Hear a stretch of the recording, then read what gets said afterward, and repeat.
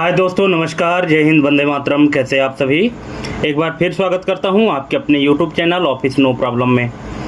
दोस्तों, जो वीडियो हमने पार्ट 6 आप लोगों के लिए अपने चैनल में अपलोड किया था सीपीसीटी एग्ज़ाम के लिए, स्कोर बूस्टर क्लास के नाम से अपलोड किया था, उसमें आप लोगों ने बहुत ही अच्छा अपना फीडबैक दिया है।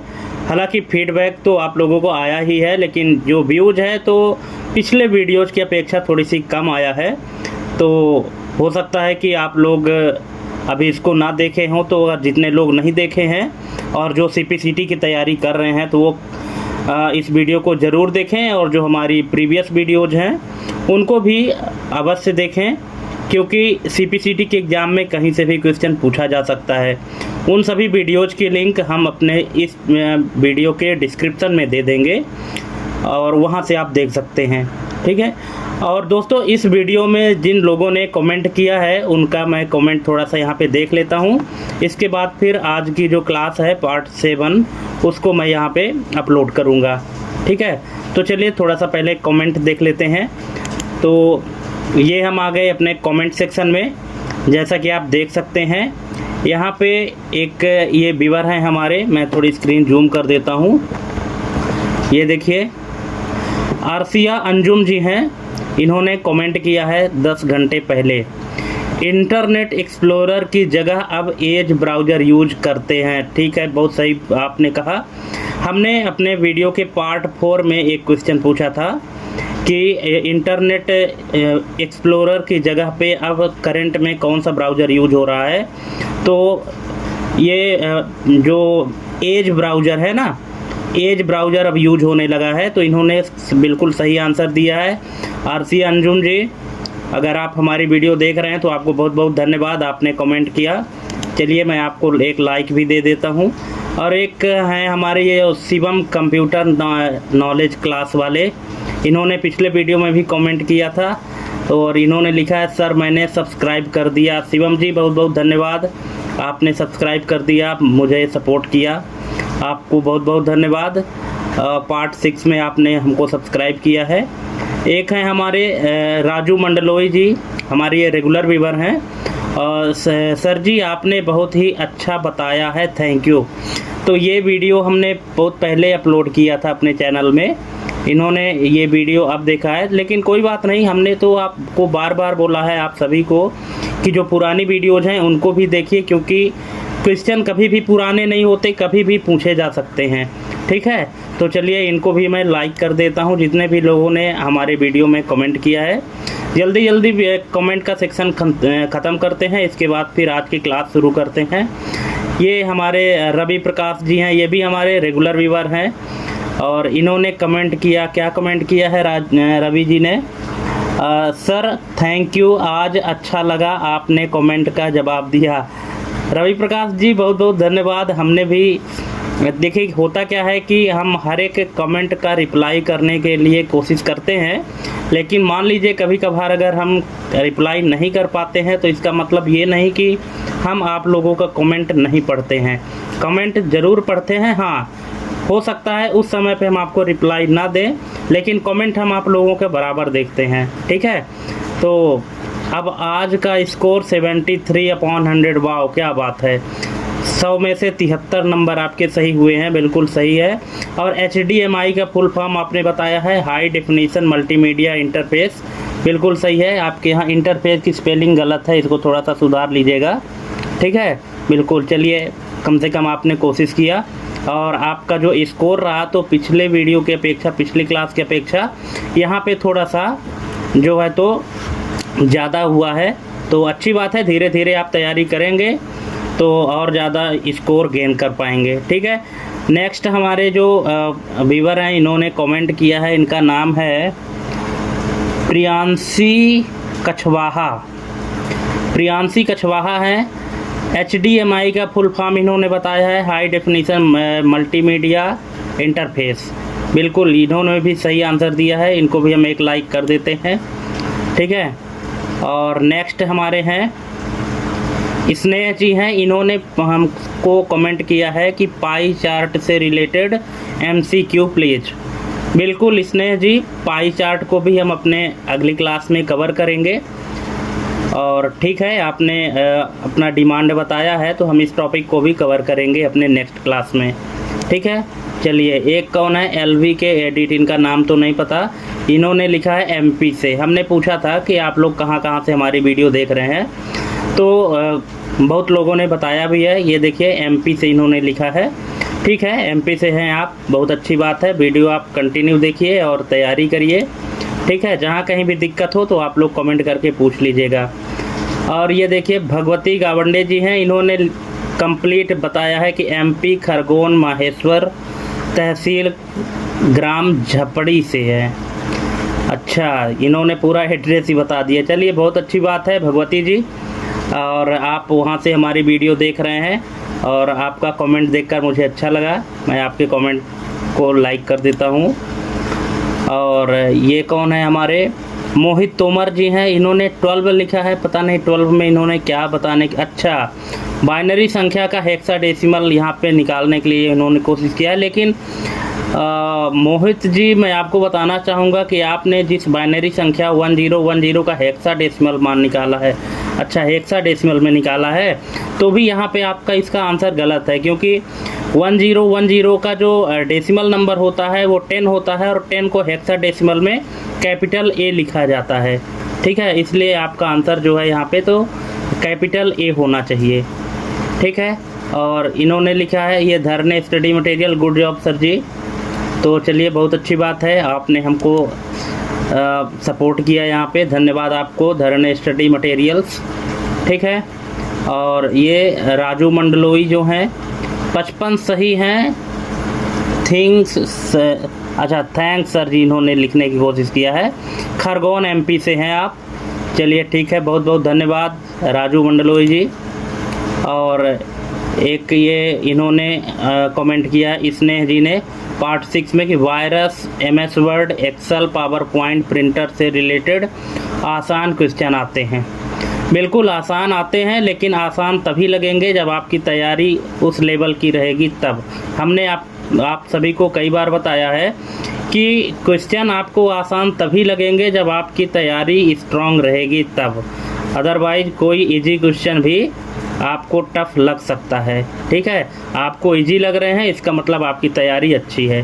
ठीक है, चलिए बहुत बहुत धन्यवाद। और फिर कौन है, ये महेश प्रजापति जी हैं। अच्छा, ये तो पहले भी कमेंट कर चुके हैं, सर पीडीएफ कहाँ मिलेगी। पीडीएफ के लिए हमने आप सभी को बताया है कि अभी जो आप तैयारी कर रहे हैं तो आप सभी कोई इसी से तैयारी करिए, आपके वीडियो से ही, हमारे वीडियो से ही तैयारी करिए। पीडीएफ के लिए परेशान मत होइए। ठीक है, पीडीएफ हालांकि हम देंगे, लेकिन अभी टाइम नहीं मिल पा रहा है, थोड़ी व्यस्तता ज़्यादा है। ठीक है, तो दोस्तों यहाँ पे ये हम कमेंट का सेक्शन ख़त्म करते हैं। और अगर आप लोग भी चाहते हैं, जो हमारे नए व्यूअर हैं, कि हम आपका नाम अपने वीडियो में शामिल करें, आपका नाम लें, तो आप लोग भी अपना अपना फीडबैक ज़रूर दे सकते हैं। ठीक है, तो आप लोगों का कमेंट देखकर मुझे बहुत अच्छा लगा कि आप लोग मन लगा के तैयारी कर रहे हैं। ठीक है, तो चलिए यहाँ से दोस्तों हम वीडियो में ये कमेंट का सेक्शन ख़त्म करते हैं और आज की क्लास शुरू करते हैं। तो दोस्तों यहाँ पे जैसा कि आप आज के क्लास में पार्ट 7 में आप देख रहे हैं स्क्रीन में, पहला क्वेश्चन, डेटाबेस में एसिड गुणों में से आइसोलेशन का मुख्य उद्देश्य क्या है।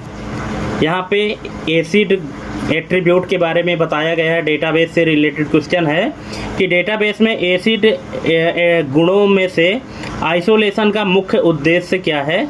यहाँ पे ऑप्शन है, लेन देन पूर्ण होने पर डेटा स्थायी रूप से सहेजा जाए। दूसरा है, एक साथ चल रहे लेन देन एक दूसरे को प्रभावित ना करें। और तीसरा है, लेन देन से पहले और बाद में डेटा स्थिरता बनी रहे। और चौथा है, लेन देन अविभाज्य रूप से निष्पादित हो। तो इसका करेक्ट आंसर आपके हिसाब से क्या होना चाहिए। आप वीडियो थोड़ा सा पॉज कर लीजिए, चारों ऑप्शन को अच्छे से पढ़ लीजिए, क्योंकि ऑप्शन बड़े बड़े हैं। तो आप अच्छे से पढ़ लीजिए, एनालिसिस कर लीजिए, इसके बाद फिर कमेंट करिएगा कि इसका करेक्ट आंसर क्या होना चाहिए। और अगर आपको नहीं पता तो हम तो यहाँ पे करेक्ट आंसर बताएंगे और इस क्वेश्चन को अच्छे से एक्सप्लेन भी करेंगे। तो चलिए देख लेते हैं। इसका करेक्ट आंसर हो जाएगा दोस्तों ऑप्शन नंबर बी, एक साथ चल रहे लेन देन एक दूसरे को प्रभावित ना करें। ठीक है। अब कैसे, अब देखिए ये एसिड क्या है, आइसोलेशन क्या है, इसके बारे में थोड़ा सा हम जान लेते हैं। तो देखिए यहाँ पे जैसा कि आप स्क्रीन में देख रहे हैं, डेटाबेस में एसिड 4 महत्वपूर्ण गुणों का समूह है। जो 4 एट्रीब्यूट है उनका एक ग्रुप होता है, जिसको शॉर्ट में हम एसिड कह देते हैं, क्योंकि याद करने में आसान होता है। अब ये एसिड क्या करता है, यह सुनिश्चित करता है कि ट्रांजैक्शन विश्वसनीय और सही तरीके से एग्जीक्यूट हो। कैसे? तो सबसे पहले आपको यहाँ पे एसिड का फुल फॉर्म जानना होगा, क्योंकि सारी कहानी जो है तो इसके फुल फॉर्म में ही छिपी हुई है। ठीक है, तो यहाँ पे हम इसका फुल फॉर्म देख लेते हैं। ये देखिए एसिड का फुल फॉर्म क्या है। ए से है एटॉमिसिटी, सी से है कंसिस्टेंसी, आई से है आइसोलेशन और डी से है ड्यूरेबिलिटी। तो देखिए एटॉमिसिटी का मतलब क्या है यहाँ पे, कि पूरा ट्रांजैक्शन होगा या बिल्कुल नहीं होगा। देखिए कि अगर आप ट्रांजैक्शन करते हैं, या तो ट्रांजैक्शन कंप्लीट होगा या तो ट्रांजैक्शन फेल होगा। दो में से यही एक ही कंडीशन हो सकती है, या तो ट्रांजैक्शन सक्सेस होगा या तो ट्रांजैक्शन फेल होगा। तो ये किसका काम है, एटॉमिसिटी का। फिर दूसरा है कंसिस्टेंसी, ट्रांजैक्शन के बाद डेटाबेस सही या वैलिड स्थिति में रहे। ठीक है, ये कौन संभालता है, कंसिस्टेंसी संभालता है। ठीक है। आई मतलब आइसोलेशन, आइसोलेशन का मतलब एक साथ चल रहे ट्रांजैक्शन एक दूसरे को प्रभावित ना करें। ठीक है, एक साथ चल रहे ट्रांजैक्शन एक दूसरे को प्रभावित ना करें। और डी से है ड्यूरेबिलिटी, इसका मतलब है कि ट्रांजैक्शन पूरा होने के बाद डेटा स्थायी रूप से सुरक्षित रहे। ठीक है, अब इसको थोड़ा सा हम एक एग्जाम्पल के रूप में समझ लेते हैं। ये देखिए कि मान लीजिए कि ए के खाते से 1000 घटाकर बी के खाते में डालना है। कोई दो व्यक्ति हैं, पहले का नाम है ए, दूसरे का नाम है बी। अब ए व्यक्ति क्या चाहता है कि 1000 रुपये उसके अकाउंट से डिडक्ट हो करके और बी के अकाउंट में क्रेडिट हो जाएं। ठीक है, ये सिचुएशन है, मतलब ट्रांजैक्शन का। तो अब इसमें ये एसिड का काम क्या होगा, एटॉमिसिटी क्या करेगा कि 1000 ए से घटे और बी में जुड़े। ठीक है, मतलब ए के अकाउंट से 1000 घट जाए और बी के अकाउंट में 1000 जुड़ जाए। ये कब होगा, या तो दोनों होंगे या दोनों में से कोई नहीं होगा। अगर दोनों होंगे का मतलब क्या है कि ट्रांजैक्शन सक्सेस हो गया। ट्रांजैक्शन सक्सेस होने का मतलब है कि ए के अकाउंट से 1000 घट गया और बी के अकाउंट में जुड़ गया, या तो ट्रांजैक्शन सक्सेस हुआ तो ये होगा।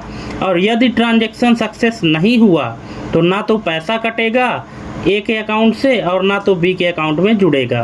तो ये कौन डिसाइड करता है, एटॉमिसिटी। फिर दूसरा क्या है, कंसिस्टेंसी।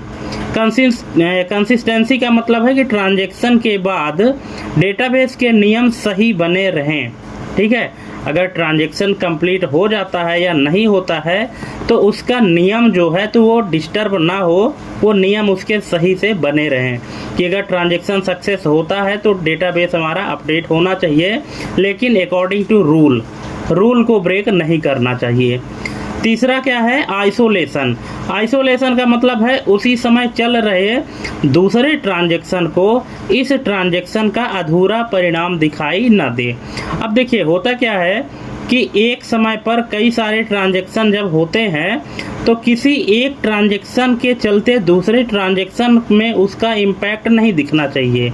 ये कौन संभालता है, ये आइसोलेशन संभालता है। और ड्यूरेबिलिटी का मतलब है कि ट्रांजैक्शन सफल होने के बाद बिजली चली जाए फिर भी 1000 का बदलाव सुरक्षित रहे। ठीक है, तो ये कौन संभालता है, ये ड्यूरेबिलिटी संभालता है। ठीक है, तो दोस्तों ये रहा एसिड का कंप्लीट इन्फॉर्मेशन। अब अगर आपको इसमें और भी कुछ ऐसा लग रहा है कि कुछ चीज़ें और छूट रही हैं तो आप कमेंट करके पूछ सकते हैं। ठीक है, चलिए नेक्स्ट क्वेश्चन देखते हैं। डेटा विश्लेषण में आउटलायर की पहचान के लिए कौन सी विधि सबसे उपयुक्त है। डेटा एनालिसिस में जो आउटलायर है तो आउटलायर की पहचान के लिए कौन सी विधि सबसे उपयुक्त है, माध्य की गणना, मानक विचलन, बॉक्स प्लॉट या बहुलक। तो इसका करेक्ट आंसर हो जाएगा option number C, box plot, option number C इसका करेक्ट आंसर हो जाएगा। अब कैसे होगा ये थोड़ा सा इसको भी हम समझ लेते हैं कि सबसे पहले आप ये जान लीजिए कि आउटलायर होता क्या है। तो आउटलायर ऐसा डेटा मान होता है जो किसी डेटा सेट के बाकी अधिकांश मानों में से बहुत ज़्यादा अलग या असामान्य होता है। आउटलायर क्या होता है? डेटा सेट का ऐसा मान जो अन्य मान की अपेक्षा या अन्य वैल्यूज की अपेक्षा या तो अलग होता है या तो असामान्य रूप से होता है। अब यहाँ उदाहरण दिया गया है कि मान लीजिए कि 8 विद्यार्थियों के अंक हैं, 8 स्टूडेंट हैं और उन्होंने जो अंक अर्जित किए हैं तो ये कुछ इस तरह से है 45, 48, 50, 52, 49, 51, 47, 95। ठीक है, ये नंबर हैं। अब यहाँ अधिकांश अंक क्या है? 45 और 52 के बीच हैं, लेकिन 95 जो है तो बाकी सभी अंकों से बहुत अलग है, इसलिए 95 क्या है? एक आउटलायर हो सकता है। ठीक है, अब आउटलायर का उपयोग कहाँ होता है? तो आउटलायर की पहचान मुख्यतः क्या है? डेटा एनालिसिस और स्टैटिस्टिक्स में की जाती है। कैसे? कि डेटा एनालिसिस में क्या उपयोग होता है कि डेटा में असामान्य मान खोजने के लिए, अगर बहुत लार्ज अमाउंट ऑफ डेटा है तो उसमें जो असामान्य मान है, ठीक है, जो सबसे हट के है, तो वो खोजने का काम करता है कौन? Data analysis. फिर बिजनेस में किसी महीने बिक्री अचानक बहुत ज़्यादा या कम हुई, क्यों हुई यह पता लगाने के लिए भी आउटलायर का यूज किया जाता है। ठीक है, फिर बैंकिंग, किसी खाते में असामान्य ट्रांजैक्शन पहचानने के लिए भी करते हैं इसका यूज, किसका? आउटलायर का। चौथा है मशीन लर्निंग, गलत या असामान्य डेटा को पहचानने और मॉडल की एक्यूरेसी सुधारने के लिए भी आउटलायर का उपयोग होता है। फिर पांचवा क्या है? मेडिकल डेटा, किसी मेजरमेंट में असामान्य वैल्यू पहचानने के लिए भी यूज करते हैं। और छठा है सर्वे या रिसर्च में ऐसे ऑब्जर्वेशन खोजने के लिए जो सामान्य पैटर्न से बहुत अलग होते हैं। तो इतने जगह पे आउटलायर का उपयोग होता है। इसको आप अच्छे से वीडियो पॉज करके पढ़ लीजिए, समझ लीजिए। इसके बाद अगर समझ में नहीं आता है तो आप ज़रूर कमेंट करके पूछ लीजिएगा। ठीक है, चलिए नेक्स्ट क्वेश्चन देखते हैं। सूचना सुरक्षा में फिशिंग हमला किस श्रेणी में आता है? फिशिंग अटैक जिसको कहते हैं, तो ये किस कैटेगरी के अंतर्गत आता है? ऑप्शन है मैलवेयर अटैक, दूसरा है सोशल इंजीनियरिंग, तीसरा है नेटवर्क इंजेक्शन और चौथा है डिनायल ऑफ सर्विस जिसको DDoS कहते हैं। तो इसका करेक्ट आंसर क्या होगा आपके हिसाब से? अगर आपको पता है या कि आप तुक्का भी मारना चाहें तो क्या इसमें लगाएंगे इसका करेक्ट आंसर? कमेंट करके ज़रूर बताइएगा। ठीक है, और अगर नहीं पता तो देख लीजिए, इसका करेक्ट आंसर हो जाएगा option number B, social engineering. Social engineering इसका करेक्ट आंसर हो जाएगा। कैसे होगा ये देख लीजिए थोड़ा सा। सबसे पहले आपको फिशिंग समझना होगा कि फिशिंग क्या है। तो फिशिंग एक ऐसा साइबर हमला है जिसमें हमलावर किसी व्यक्ति को ईमेल, SMS, वेबसाइट या मैसेज के माध्यम से धोखा देकर उसकी संवेदनशील जानकारी जैसे user name, password, bank card की जानकारी, OTP, लॉगिन क्रेडेंशियल हासिल करने की कोशिश करता है। ठीक है, ये यूजर नेम, पासवर्ड और बैंक कार्ड की जानकारी, OTP, ये सब क्या है? ये कॉन्फिडेंशियल चीज़ें हैं जो यूजर के अलावा किसी को पता नहीं होना चाहिए। लेकिन जो अटैकर होता है, हमला करने वाले होते हैं, साइबर थेफ्ट जिसको कहते हैं, तो फिशिंग के माध्यम से इसको एक्सेस कर लेते हैं। इसे सोशल इंजीनियरिंग क्यों कहते हैं? तो इसका सबसे बड़ा रीज़न क्या है? क्योंकि इसमें तकनीकी कमजोरी से ज़्यादा इंसान को धोखा देकर उससे जानकारी प्राप्त करना मुख्य उद्देश्य होता है, इसलिए इसे सोशल इंजीनियरिंग कहते हैं। ठीक है, आई थिंक आप समझ गए होंगे कि फिशिंग अटैक जो है तो किस कैटेगरी में आता है और क्यों आता है। चलिए नेक्स्ट क्वेश्चन देखते हैं। मल्टीमीडिया में लॉसी कंप्रेशन का उदाहरण कौन सा है? ये क्वेश्चन हमने अपने पिछले वीडियो में भी बताया था। अगर आप पिछले वीडियो को ध्यान से देखे होंगे तो आपको समझ में आएगा। और दोस्तों एक रिक्वेस्ट थी कि जिस हिसाब से, जिस रेशियो से आप लोग हमारी वीडियोज़ देखते हैं उस रेशियो में आप लोग सब्सक्राइब नहीं करते यार, थोड़ा सा दुख होता है। इसलिए आप लोग प्लीज़ सब्सक्राइब भी कर दिया करें। आप लोगों के लिए इतनी मेहनत करते हैं, फ्री ऑफ कास्ट आपको पूरा हम कंटेंट देते हैं, तो थोड़ा सा आप सब्सक्राइब तो कर ही सकते हैं, इसमें आपका पैसा तो लगना नहीं है। तो प्लीज़ सब्सक्राइब करके हमें भी अप्रिशिएट करें, ताकि हमको भी मोटिवेशन मिले आप लोगों के लिए और ज़्यादा मदद करने के लिए। ठीक है, तो चलिए इसका करेक्ट आंसर क्या होगा। लॉसी कंप्रेशन का कौन सा उदाहरण है? PNG, zip, JPEG, TIF। तो इसका करेक्ट आंसर हो जाएगा ऑप्शन नंबर सी, JPEG। ठीक है, अब दोस्तों यहाँ पे हम आपको एक क्वेश्चन देते हैं कि JPEG का फुल फॉर्म क्या होता है, क्या आपको पता है? क्योंकि क्वेश्चन में कभी कभी पूछ देता है। तो JPEG का फुल फॉर्म क्या होता है, और मैं तो चाहूँगा कि अगर आप फुल फॉर्म लिखना चाहें तो जितने भी ऑप्शन हैं तो सभी का फुल फॉर्म लिख कर बताएं, कमेंट करें, हम उसका नाम अपने अगले वीडियो में ज़रूर बताएंगे। ठीक है, चलिए नेक्स्ट क्वेश्चन है, डिजिटल इमेजिंग में RGB रंग मॉडल में G किसका प्रतिनिधित्व करता है? हमने RGB को बहुत बेहतरीन तरीके से समझाया था पिछले वीडियो की क्लास में पार्ट 6 में। अगर वो वीडियो आप नहीं देखे हैं तो ज़रूर देखिए। तो RGB कलर मॉडल में G का जो प्रतिनिधित्व करता है वो है ग्रीन, ऑप्शन नंबर सी, हरा। नेक्स्ट है, वेब डिज़ाइन में रिस्पॉन्सिव डिज़ाइन का मुख्य लक्ष्य क्या है?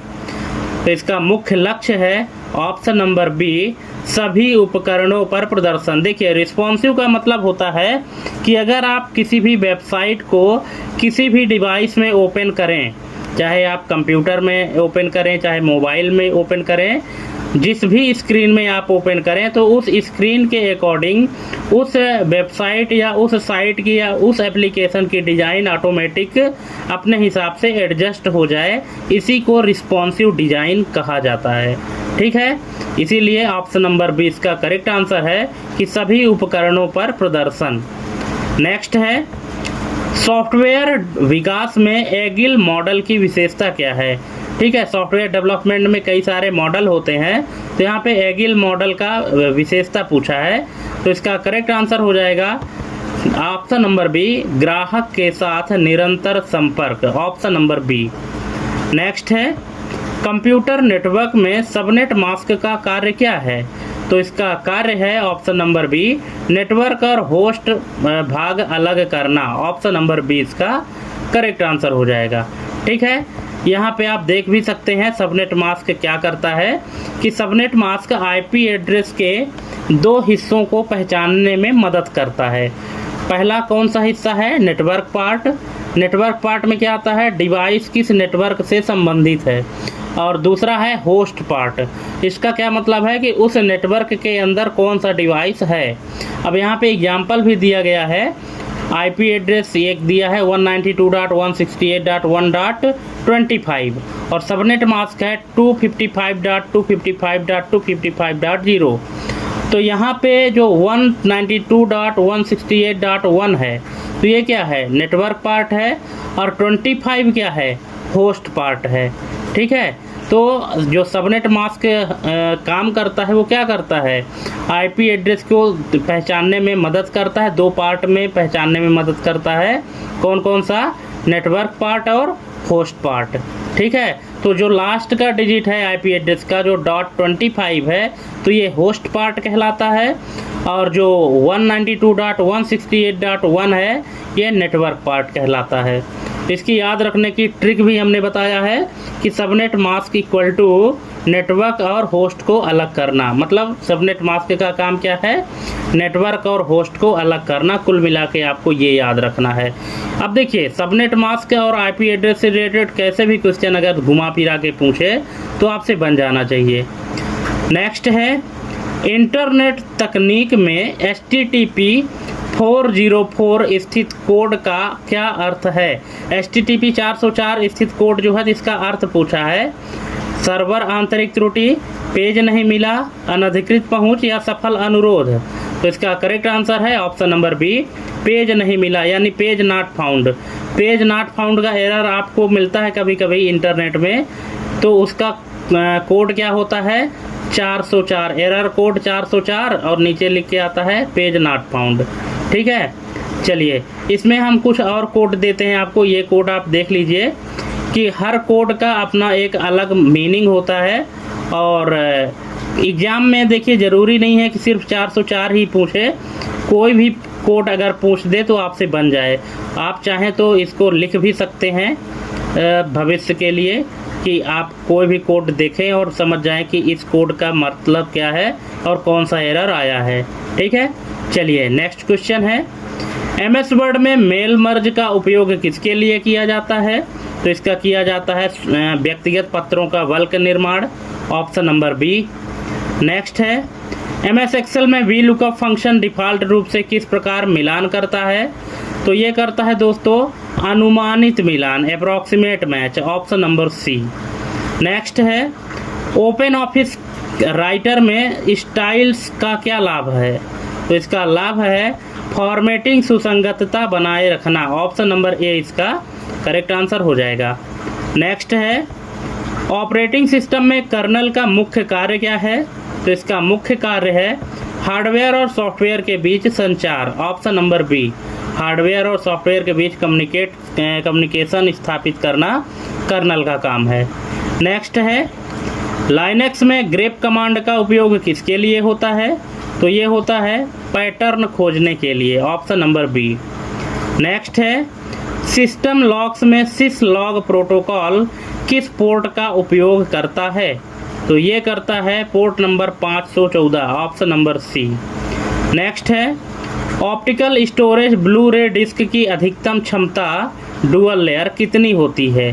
तो ये होती है 50 GB, ऑप्शन नंबर डी इसका करेक्ट आंसर हो जाएगा 50 GB।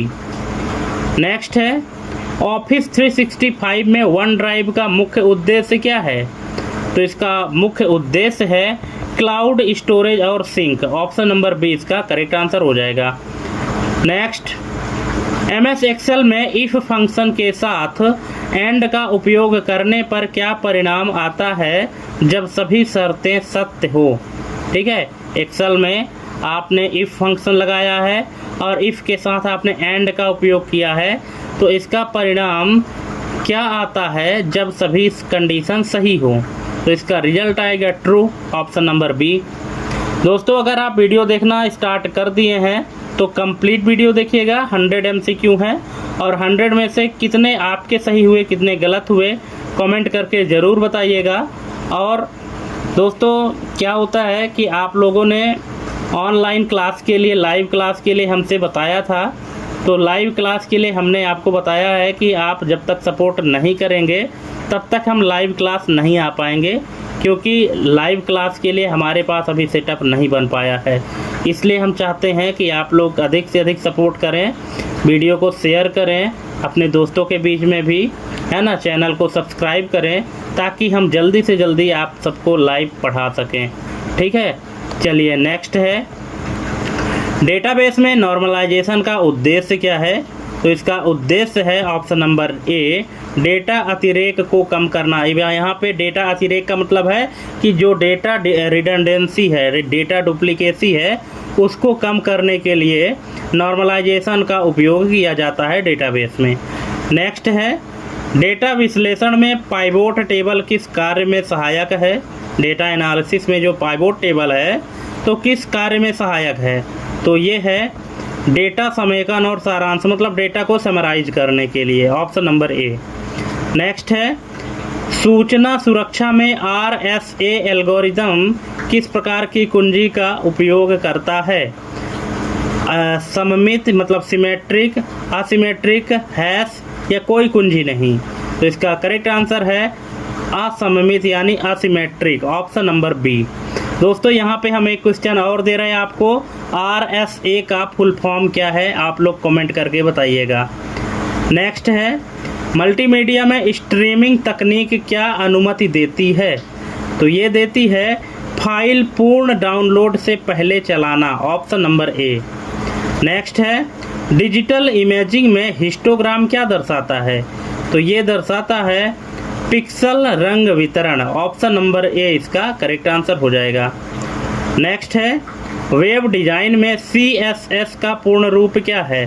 तो इसका CSS का फुल फॉर्म है cascading style sheets, option number B. Next, software development में SDLC का अंतिम चरण कौन सा है? कोडिंग, परीक्षण, रखरखाव या डिजाइन?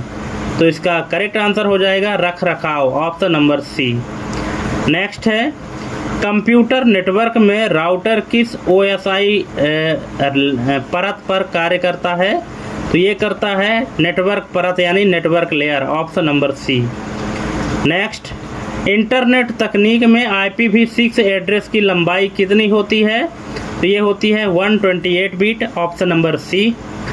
नेक्स्ट, MS एक्सेल में काउंट इफ फंक्शन क्या गिनता है? सभी गैर रिक्त कक्ष, निर्दिष्ट शर्त पूरी करने वाले कक्ष, संख्यात्मक मान वाले कक्ष या सूत्र वाले कक्ष? कक्ष का मतलब यहाँ पे सेल से रिलेटेड है, ठीक है। तो इसका करेक्ट आंसर हो जाएगा ऑप्शन नंबर बी, निर्दिष्ट शर्त पूरी करने वाले कक्ष को, ठीक है। यहाँ पे एग्जाम्पल में आप देख लीजिए, यहाँ देखिए हमने कुछ वैल्यू लिया है, पास, पास, फेल, पास, पास, फेल, ठीक है। मान लीजिए किसी स्टूडेंट का यहाँ पे रिजल्ट है पास फेल निकालने का। अब यहाँ पे हम जानना चाहते हैं कि टोटल कितने स्टूडेंट पास हुए हैं, तो यहाँ पे कौन सा फंक्शन लगाएंगे? काउंट इफ का लगाएंगे, और यहाँ पे हमको पहले रेंज देना पड़ेगा, इसके बाद क्राइटेरिया देना पड़ेगा। तो हमने रेंज दिया है C1 से C6 और यहाँ हमने क्राइटेरिया में दिया है कि पास। अब इस रेंज के बीच में कितने पास हैं उनका जो है तो टोटल काउंटिंग बताओ। तो इसने बताया है 4, तो आप देख सकते हैं कि पास कितने हुए हैं? 4 हुए हैं। अब इसी तरह से हमने फेल का निकाला है, तो फेल में बताया है कि 2 लोग फेल हैं। तो यहाँ से इस तरह से दोस्तों काउंट इफ फंक्शन का यूज हम करते हैं। ये काउंट इफ क्या करता है? हमारे द्वारा दिए गए कंडीशन के आधार पर ही काउंटिंग करता है। इसने C1 से C6 के बीच में सिर्फ उन्हीं सेल को काउंट किया है जिसमें पास लिखा है, अगर फेल लिखा है तो उसको काउंट नहीं किया है, ठीक है। तो इसको फेल को काउंट करने के लिए हमको अलग से क्राइटेरिया देना पड़ा है, ठीक है। चलिए नेक्स्ट है, ओपन ऑफिस कैल्क में सॉल्वर उपकरण का उपयोग किसके लिए होता है? तो ये होता है समीकरण हल करने के लिए, ऑप्शन नंबर ए। नेक्स्ट है, ऑपरेटिंग सिस्टम में वर्चुअल मेमोरी का क्या अर्थ है? तो इसका अर्थ है रैम का विस्तार, हार्ड डिस्क का उपयोग कर, ऑप्शन नंबर ए। नेक्स्ट है, लाइनक्स में chmod 755 फाइल पर क्या अनुमतियां सेट करता है? ठीक है, तो ये करता है दोस्तों ऑप्शन नंबर ए, मालिक क्या करें? पढ़ें, लिखें, चलाएं, और ग्रुप क्या करें? पढ़ें, चलाएं, और अन्य क्या करें? पढ़ें, चलाएं, ठीक है। तो देखिए हमने आपको पहले भी बताया था कि इसमें रीड, राइट और एग्जीक्यूट का जो है तो क्या होता है? कॉम्बिनेशन होता है, और जिससे हमारी ये वैल्यू बनती है, ठीक है। तो उसी के हिसाब से यहाँ पर कोडिंग किया गया है चेंज मोड का 755 का, ठीक है, रीड, राइट और एग्जीक्यूट का, ठीक है। चलिए, अगर इसको आप और अच्छे से समझना चाहते हैं तो कमेंट करके बताइएगा। हालांकि हमने इसको पिछले वीडियो में अच्छे से एक्सप्लेन किया है, आप नहीं देखे हैं तो एक बार देख लीजिएगा। नेक्स्ट है, सिस्टम लॉग्स में ऑथर डॉट लॉग फाइल क्या रिकॉर्ड करती है? तो ये रिकॉर्ड करती है उपयोगकर्ता प्रमाणीकरण घटनाएं, ऑप्शन नंबर बी। नेक्स्ट है, ऑप्टिकल स्टोरेज में CDR और CDRW में मुख्य अंतर क्या है?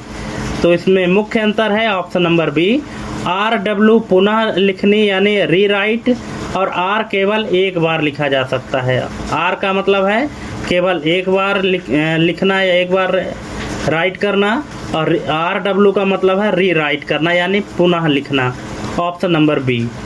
नेक्स्ट है, ऑफिस 365 में टीम्स का प्राथमिक उपयोग क्या है? तो ये है सहयोग और संचार, ऑप्शन नंबर बी। नेक्स्ट है, MS एक्सेल में नेस्टेड इफ का क्या अर्थ है? तो इसका अर्थ है एक इफ के अंदर दूसरा if, option number A. Next, database में इंडेक्स का उपयोग क्यों किया जाता है? तो ये किया जाता है क्वेरी प्रदर्शन तेज करने के लिए, ऑप्शन नंबर बी। नेक्स्ट है, डेटा विश्लेषण में कोरिलेशन का मान -1 से +1 के बीच क्या होता है, यह क्या दर्शाता है?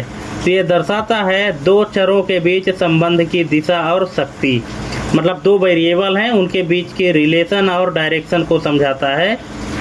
नेक्स्ट है, सूचना सुरक्षा में फायरवॉल किस प्रकार का सुरक्षा उपाय है? तो ये है network access control, option number B. Next, multimedia में कोडेक शब्द का क्या अर्थ है? Code, decode, compress, decompress, A और बी दोनों, केवल डिकोडिंग। तो इसका करेक्ट आंसर है ऑप्शन नंबर सी, ए और बी दोनों। कोडेक डिकोडेड भी होता है, कोड डिकोड भी, और कंप्रेस डिकम्प्रेस। नेक्स्ट है, डिजिटल इमेजिंग में डीपीआई का पूर्ण रूप क्या है? तो डीपीआई का फुल फॉर्म है डॉट्स पर inch, option number A. Next है, वेब डिजाइन में जावा स्क्रिप्ट का मुख्य उद्देश्य क्या है? इसका मुख्य उद्देश्य है client side interactivity, option number C इसका करेक्ट आंसर हो जाएगा। नेक्स्ट है, सॉफ्टवेयर डेवलपमेंट यानी सॉफ्टवेयर विकास में डिबगिंग का क्या तात्पर्य है? इसका तात्पर्य है त्रुटियां ढूंढना और सुधारना, ऑप्शन नंबर बी। नेक्स्ट है, कंप्यूटर नेटवर्क में मैक एड्रेस कितने बिट का होता है? तो ये होता है 48 bit, option number B. Next, internet तकनीक में डीएनएस का क्या कार्य है? तो इसका कार्य है आईपी एड्रेस को डोमेन नेम में बदलना, option number A. Next, MS Excel में सम इफ फंक्शन कितनी शर्तों का उपयोग कर सकता है? केवल एक, अधिकतम दो, एकाधिक यानी मल्टीपल, केवल संख्यात्मक। तो इसका करेक्ट आंसर है एकाधिक यानी multiple, option number C. Next है, ओपन ऑफिस इम्प्रेस किस उद्देश्य के लिए है? स्प्रेडशीट, प्रस्तुतिकरण, डेटाबेस या वर्ड प्रोसेसिंग? तो ये होता है प्रस्तुतिकरण यानी प्रेजेंटेशन के लिए। जिस प्रकार एमएस ऑफिस में आप पावर पॉइंट का यूज करते हैं प्रेजेंटेशन बनाने के लिए, उसी प्रकार ओपन ऑफिस में प्रेजेंटेशन बनाने के लिए जो एप्लीकेशन सॉफ्टवेयर है उसका नाम इम्प्रेस है। नेक्स्ट है, ऑपरेटिंग सिस्टम में प्रोसेस और थ्रेड में मुख्य अंतर क्या है? तो ये है थ्रेड एक प्रक्रिया का उपभाग है। थ्रेड क्या है? एक प्रोसेस का उपभाग है, option number B. Next, Windows में इवेंट व्यूअर का उपयोग किसके लिए होता है? तो ये होता है सिस्टम लॉग देखने के लिए, ऑप्शन नंबर ए। नेक्स्ट है, ऑप्टिकल स्टोरेज में डीवीडी की अधिकतम क्षमता डुअल लेयर कितनी होती है? तो ये होती है 8.5 GB यानी 8.5 GB, option number B. Next, Office 365 में शेयर पॉइंट का उपयोग, मुख्य उपयोग क्या है? तो ये है सहयोगी web platform, option number A. Next, MS Excel में इज एरर फंक्शन क्या लौटाता है यदि सेल में कोई त्रुटि है? ट्रू, फॉल्स, जीरो या त्रुटि का नाम? तो इसका करेक्ट आंसर है true, option number A. Is error function क्या करता है? ये पहचानने के लिए यूज किया जाता है कि आपके द्वारा जो फंक्शन लगाया गया है इसमें कोई एरर तो नहीं है। अगर एरर है तो ये ट्रू लौटाएगा, ठीक है, और यदि एरर नहीं है तो फॉल्स लौटाएगा। ऑप्शन नंबर ए इसका करेक्ट आंसर हो जाएगा। नेक्स्ट है, डेटाबेस में फॉरेन की का क्या उद्देश्य है? इसका उद्देश्य है दो तालिकाओं के बीच संबंध स्थापित करना, यानी दो टेबल्स के बीच रिलेशनशिप इस्टेब्लिश करने का काम करता है। कौन? फॉरेन की। नेक्स्ट है, डेटा विश्लेषण में रिग्रेशन एनालिसिस का उपयोग किसके लिए किया जाता है? तो ये किया जाता है भविष्यवाणी और प्रवृत्ति, ऑप्शन नंबर बी। नेक्स्ट, सूचना सुरक्षा में 2 फैक्टर ऑथेंटिकेशन का उदाहरण क्या है? तो ये है password plus OTP, option number B. Next है, मल्टीमीडिया में फ्रेम रेट क्या मापता है? तो ये मापता है प्रति सेकंड फ्रेमों की संख्या, ऑप्शन नंबर बी। नेक्स्ट है, डिजिटल इमेजिंग में एंटी एलियाजिंग किस समस्या को कम करता है? तो ये करता है दांतेदार किनारेज, मतलब jagged edges, option number B. Next है, वेब डिजाइन में HTML5 में नया तत्व कैनवास किसके लिए है? एक नया एलिमेंट है HTML5 में कैनवास, ये किसके लिए होता है? वीडियो एम्बेड करने के लिए, ग्राफिक्स रेंडर करने के लिए, फॉर्म बनाने के लिए या नेविगेशन के लिए? तो ये होता है ग्राफिक्स रेंडर करने के लिए, ऑप्शन नंबर बी। नेक्स्ट है, सॉफ्टवेयर विकास में गिट का उपयोग किसके लिए होता है? तो ये होता है संस्करण नियंत्रण के लिए, जो वर्जन कंट्रोलिंग होता है उसके लिए। नेक्स्ट है, कंप्यूटर नेटवर्क में स्विच किस लेयर पर कार्य करता है? तो ये करता है data link layer, option number B. Next, internet तकनीक में www का पूर्ण रूप क्या है? सबको पता है, world wide web, option number A. Next है, MS एक्सेल में इंडेक्स फंक्शन मैच के साथ क्या उपयोगी है? क्या है? इंडेक्स फंक्शन मैच के साथ क्यों उपयोगी है? तो इसका करेक्ट आंसर है गतिशील लुकअप के लिए, ऑप्शन नंबर ए। नेक्स्ट है, ओपन ऑफिस बेस किस प्रकार का सॉफ्टवेयर है? तो ये है डेटाबेस मैनेजमेंट के लिए। जिस प्रकार MS ऑफिस में माइक्रोसॉफ्ट एक्सेस होता है, उसी प्रकार ओपन ऑफिस में बेस होता है। नेक्स्ट है, ऑपरेटिंग सिस्टम में सिस्टम कॉल का क्या अर्थ है? तो इसका अर्थ है कर्नेल से सेवा का अनुरोध, ऑप्शन नंबर बी। नेक्स्ट है, लाइनक्स में क्रॉन डेमॉन किसके लिए होता है? तो ये होता है निर्धारित कार्य के लिए, यानी शेड्यूल्ड टास्क के लिए, ऑप्शन नंबर बी। नेक्स्ट है, सिस्टम लॉग्स में कर्नल लॉग आमतौर पर कहाँ संग्रहित होता है? तो इसका करेक्ट आंसर है उपरोक्त सभी जगह होता है, जो भी यहाँ पे एड्रेस दिया गया है। नेक्स्ट है, ऑप्टिकल स्टोरेज में ब्लू लेजर का लाभ क्या है? तो इसका लाभ है उच्च डेटा घनत्व, ऑप्शन नंबर बी। नेक्स्ट है, ऑफिस 365 में पावर BI का मुख्य कार्य क्या है? तो इसका मुख्य कार्य है interactive data visualisation, option number B. Next है, MS एक्सेल में नॉट फंक्शन क्या लौटाता है यदि तर्क ट्रू हो? ठीक है, तो नॉट फंक्शन क्या लौटाएगा? इसका आंसर ये लौटाएगा फॉल्स, ऑप्शन नंबर बी। देखिए, नॉट फंक्शन क्या करता है? ट्रू को फॉल्स कर देता है और फॉल्स को ट्रू कर देता है, यही इसका काम होता है नॉट फंक्शन का। नेक्स्ट है, डेटाबेस में डीनॉर्मलाइजेशन क्यों किया जाता है? तो ये किया जाता है पढ़ने के प्रदर्शन में सुधार के लिए, ऑप्शन नंबर बी। नेक्स्ट है, डेटा विश्लेषण में नॉर्मल डिस्ट्रीब्यूशन का आकार कैसा होता है? तो ये होता है बेल आकार, bell shaped, option number B. Next, सूचना सुरक्षा में जीरो डे वल्नरेबिलिटी क्या है? तो ये है अज्ञात अनपैच किया गया दोष, ऑप्शन नंबर बी। नेक्स्ट है, मल्टीमीडिया में मिडी किसका प्रारूप है? तो ये है संगीत वाद्ययंत्र डिजिटल इंटरफेस का, option number B. Next, digital imaging में CM मॉडल में Y क्या है? पीला, चमक, युवा, इमेज। तो इसका करेक्ट आंसर है पीला, यानी येलो। ठीक है दोस्तों, जो कलर मॉडल है, एक RGB और एक CMYK होता है। यहाँ पे CMY बस पूछा है। CMYK होता है, CMYK का फुल फॉर्म है सियान, मेजेंटा, येलो और K से होता है ब्लैक। ठीक है, तो ये यहाँ पे Y पूछा है, तो Y का मतलब है येलो। ठीक है, चलिए नेक्स्ट है, वेब डिज़ाइन में एजाक्स का मुख्य लाभ क्या है? तो इसका मुख्य लाभ है पूरा पेज को पुनः लोड किए बिना डेटा अपडेट करना, ऑप्शन नंबर ए। नेक्स्ट है, सॉफ्टवेयर विकास में वाटरफॉल मॉडल की विशेषता क्या है? तो ये है क्रमबद्ध चरण, option number B. Next, computer network में प्रॉक्सी सर्वर का कार्य क्या है? तो ये है क्लाइंट और इंटरनेट के बीच मध्यस्थ, ऑप्शन नंबर ए।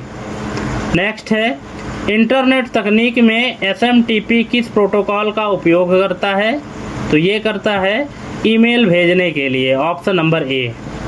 नेक्स्ट है, MS एक्सेल में और फंक्शन के साथ यदि एक शर्त सत्य है तो परिणाम क्या होगा? और फंक्शन में यदि एक कंडीशन ट्रू है तो परिणाम क्या आएगा?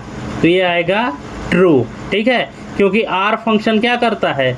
और फंक्शन का कॉन्सेप्ट होता है कि दो में से कोई भी अगर एक कंडीशन ट्रू होती है तो उसका रिजल्ट वो ट्रू ही लौटाएगा। नेक्स्ट है, ओपन ऑफिस मैथ का उपयोग किसके लिए होता है? तो ये होता है गणितीय समीकरण लिखने के लिए, ऑप्शन नंबर ए। नेक्स्ट है ऑपरेटिंग सिस्टम में डेडलॉक की स्थिति में क्या होता है? ये होता है प्रक्रियाएं अनिश्चित काल तक प्रतीक्षा करती हैं, ऑप्शन नंबर ए। नेक्स्ट है लाइनक्स में पिंग कमांड किस प्रोटोकॉल का उपयोग करता है? तो ये करता है ICMP, option number C. ICMP का फुल फॉर्म आपको कमेंट करना है दोस्तों। नेक्स्ट है सिस्टम लॉग्स में लॉग रोटेशन का उद्देश्य क्या है? तो ये है लॉग फाइल आकार नियंत्रित करना, ऑप्शन नंबर बी। नेक्स्ट है ऑप्टिकल स्टोरेज में होलोग्राफिक स्टोरेज किस सिद्धांत पर काम करता है? तो ये करता है hologram, option number C. Next है ऑफिस 365 में आउटलुक का प्राथमिक कार्य क्या है? तो ये है ईमेल और calendar, option number A. Next MS Excel में इफ़ एरर फंक्शन क्या करता है? तो ये है त्रुटि होने पर निर्दिष्ट मान लौटाता है, ऑप्शन नंबर बी। नेक्स्ट है डेटाबेस में ट्रांजैक्शन के गुणों में ड्यूरेबिलिटी का क्या अर्थ है? इसका अर्थ है लेन देन स्थायी रूप से सहेजा जाता है, ऑप्शन नंबर बी। नेक्स्ट है डेटा विश्लेषण में टाइम सीरीज एनालिसिस का उपयोग किसके लिए किया जाता है? ये किया जाता है समय के साथ डेटा का अध्ययन, ऑप्शन नंबर बी। नेक्स्ट सूचना सुरक्षा में VPN का पूर्ण रूप क्या है? तो ये है virtual private network, option number A. Next multimedia में बिट रेट का क्या अर्थ है? तो इसका अर्थ है प्रति सेकंड बिट्स की संख्या, option number A. Next digital imaging में गामा करेक्शन का उद्देश्य क्या है? तो ये है चमक समायोजन, option number B. Next web design में SEO का पूर्ण रूप पूछा है, तो SEO का फुल फॉर्म होता है search engine optimisation, option number B. Next software विकास में API का अर्थ क्या है? तो API का अर्थ है application programming interface, option number ए।